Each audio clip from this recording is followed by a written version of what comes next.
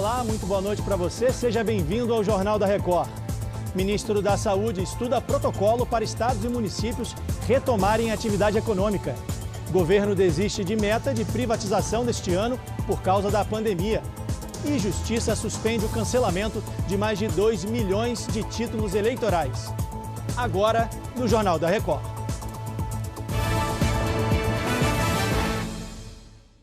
Oferecimento Bradesco, aprendendo a reinventar o futuro com você.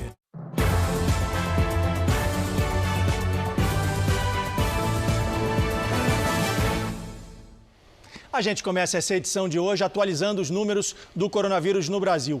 Aqui no país tem hoje 45.757 casos confirmados, com mais de 2.900 mortes. São Paulo continua em primeiro lugar nesse ranking, com mais de 15.900 casos confirmados e 1.134 mortes, seguido pelo Rio de Janeiro, com 5.552 casos e 490 mortos.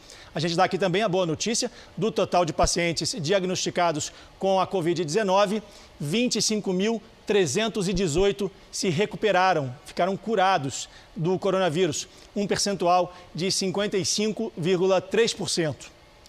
O governo federal desistiu das privatizações previstas para esse ano. Então a gente vai a Brasília falar ao vivo com o Luiz Fara Monteiro, que tem mais informações. Boa noite para você, Fara. Estoliar, boa noite. Essa informação foi dada nesta quarta-feira pelo secretário nacional de Desestatização, Salim Matar, do Ministério da Economia, que disse que não há ambiente no mercado para essas negociações. De acordo com Salim Matar, o governo não vai conseguir bater a meta de vender cerca de 300 ativos que somam 150 bilhões de reais. Deve ficar para o ano que vem, a depender aí dos desdobramentos da crise do coronavírus. Já o ministro da Infraestrutura, Tarcísio de Freitas, prometeu para o início da próxima semana o desembarque da primeira carga de 17 milhões de máscaras importadas da China. Vamos ouvir o ministro. As primeiras aeronaves brasileiras, que vão fazer esse transporte já estão na China, aguardando a liberação do material por parte das autoridades chinesas. Eles reforçaram nesses últimos dias as inspeções desses produtos, então a gente tem lá a inspeção da autoridade chinesa e a inspeção da nossa empresa de certificação para fazer o embarque. Essa inspeção e o embarque deve acabar no sábado, então é provável que as aeronaves decolem da China no domingo. E esse material, essa carga de EPIs deve chegar aqui, essa primeira carga, na segunda-feira. Fara, eu vou continuar com você, porque nessa quarta-feira teve a primeira participação do ministro da Saúde nas atualizações sobre o coronavírus, né? O que ele falou? O Nelson Teich disse que o momento ainda é de levantar as informações. Estoliar, o ministro da Saúde afirmou que é preciso correr contra o tempo e que os órgãos de saúde precisam ser mais eficientes do que já são atualmente. Teich confirmou o general Eduardo Pazuello no comando da Secretaria Executiva da pasta, um nome indicado pelo presidente Jair Bolsonaro.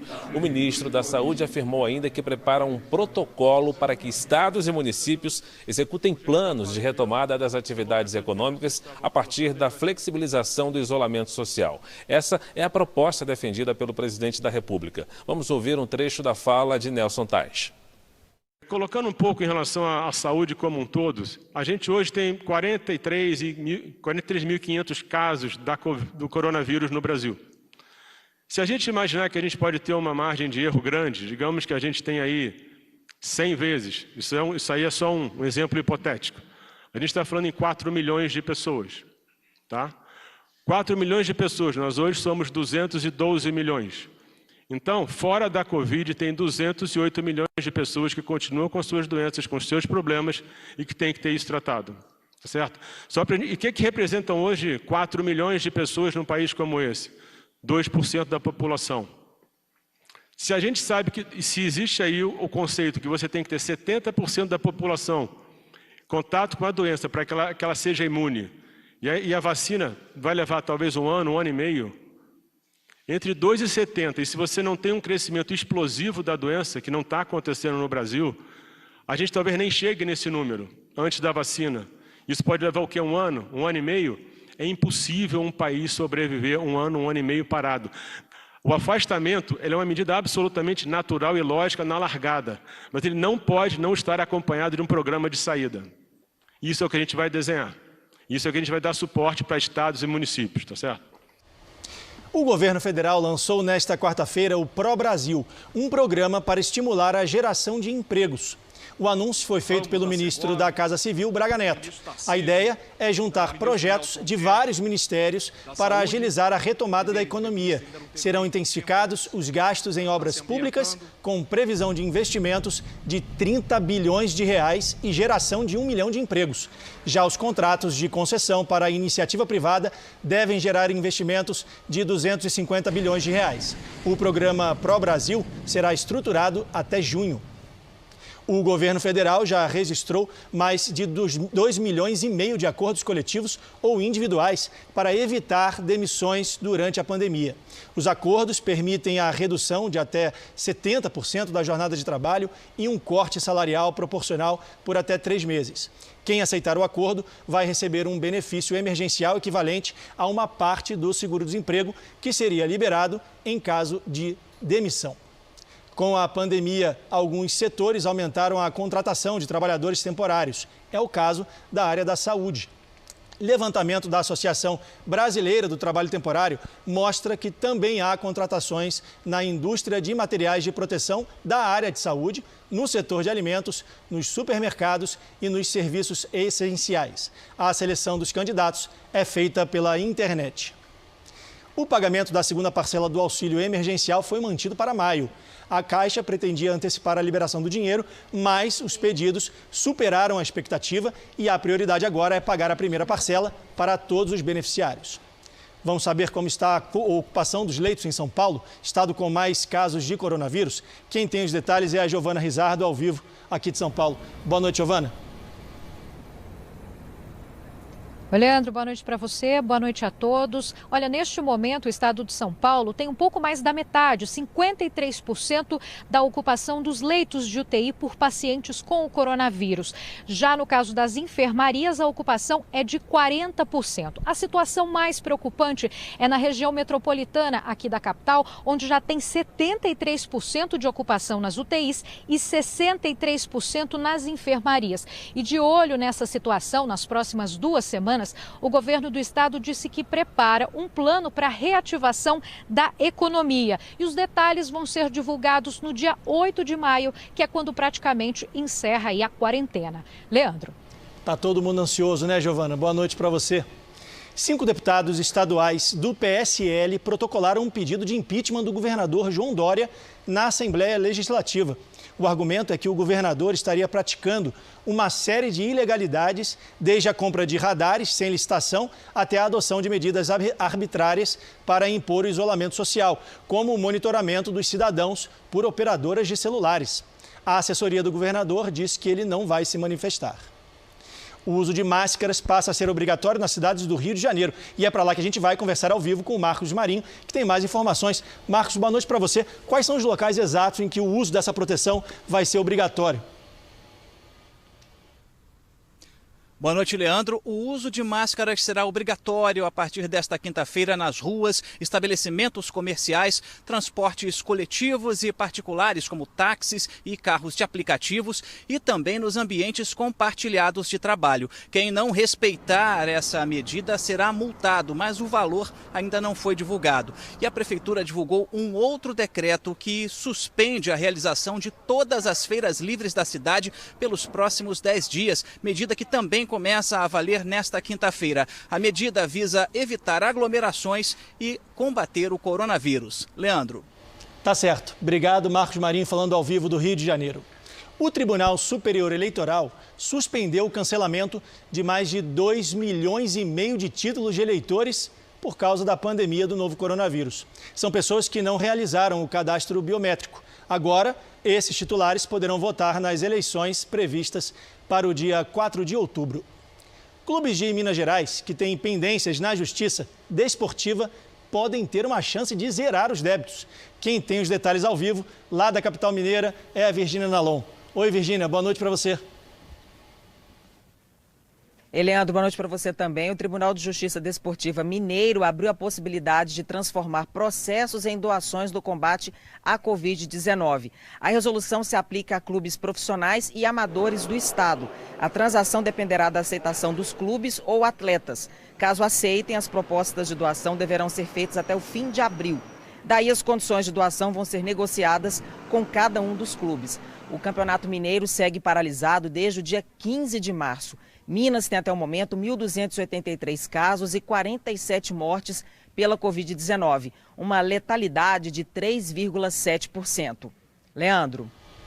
Tá bom, obrigado pelas suas informações, Virgínia, falando ao vivo de Minas Gerais.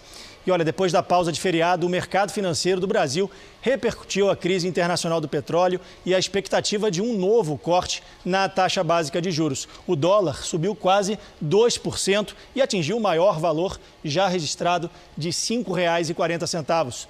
Já o índice da Bolsa de Valores de São Paulo subiu 2,17% e voltou a ficar acima dos 80 mil pontos.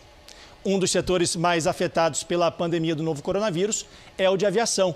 A demanda de voos domésticos aqui no Brasil caiu quase 33%, 32,9% em março, comparado ao mesmo mês do ano passado. Nesse período, olha só, o número de passageiros caiu quase 8 milhões em março de 2019 para menos de 5 milhões em março desse ano.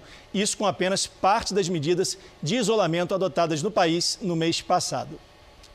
Na China, a cidade de Harbin impôs restrições de entrada e circulação. Vamos então até a Ásia falar ao vivo com a correspondente Cíntia Godoy, que tem mais informações sobre isso. Boa tarde para você em Tóquio, Cíntia.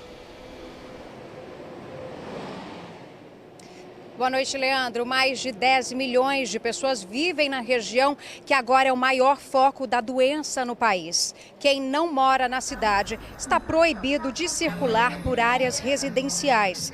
O norte da China já havia fechado a fronteira para quem vinha de fora do país.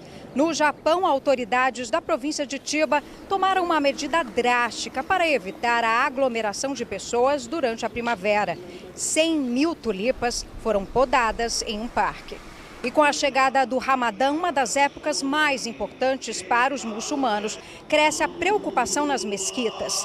Líderes islâmicos de países como Bangladesh e Paquistão têm incentivado os fiéis a comparecer às reuniões, o que aumenta o risco de propagação da doença. Leandro. Cíntia, me diz uma coisa, a China voltou a ser criticada pela forma como lidou com a pandemia? Sim, o secretário de Estado americano, Mike Pompeo, disse que os chineses demoraram demais para informar a Organização Mundial de Saúde sobre o surto de coronavírus. Em uma coletiva de imprensa nesta quarta-feira, Pompeo ainda acusou Pequim de esconder durante um mês a informação de que o vírus era transmitido de humano para humano. Recentemente, Donald Trump disse que os Estados Unidos iam investigar um suposto vazamento do novo coronavírus do laboratório de virologia em Wuhan. Bom, a China nega as acusações e afirma ser transparente no repasse de dados às autoridades globais de saúde. Leandro. Esse caso está dando muita polêmica, inclusive tem uma reportagem especial amanhã no Plantão do Coronavírus aqui na Record TV. Obrigado, Cíntia. Boa tarde para você aí na China. Eu vou continuar falando da China porque em plena pandemia, o clube chinês Guangzhou Evergrande começou a construção do que será o maior estádio de futebol do mundo.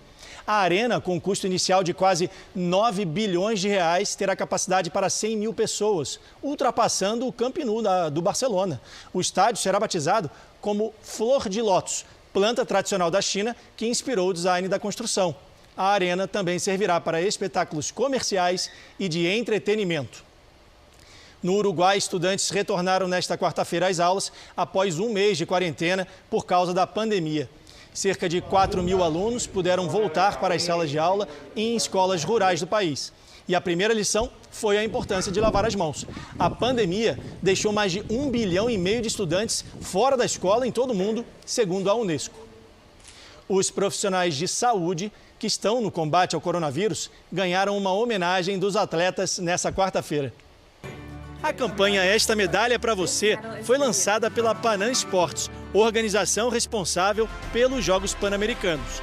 14 atletas, cada um de uma modalidade e nacionalidade, gravaram mensagens de apoio aos médicos, enfermeiros e outros trabalhadores da saúde. O Brasil foi representado pelo ginasta Arthur Nori, campeão pan-americano e mundial. Esta medalha é para você. Legal, né? Um hospital no Chile instalou um sistema de câmeras térmicas para medir a temperatura dos funcionários. O software identifica rostos humanos e testa temperaturas.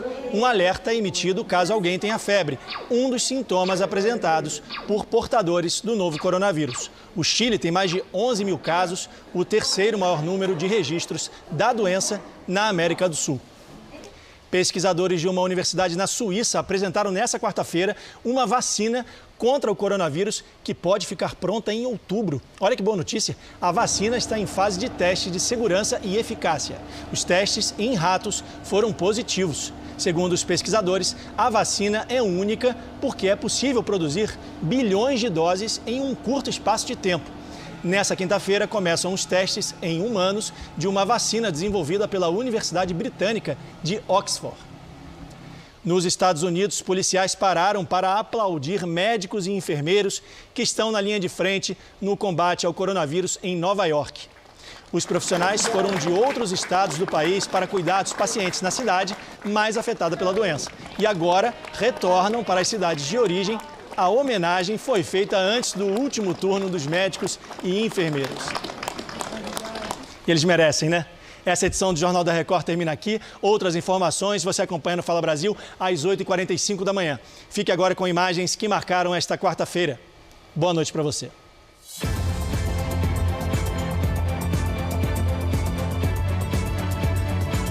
É impossível um país sobreviver um ano e meio parado.